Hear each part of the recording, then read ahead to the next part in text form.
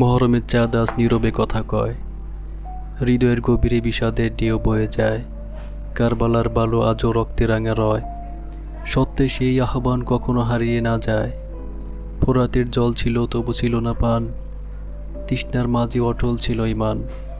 মাথা নত নয়, নত হয়নি প্রাণ, ত্যাগেই অমর হলো হুসাইনের সম্মান।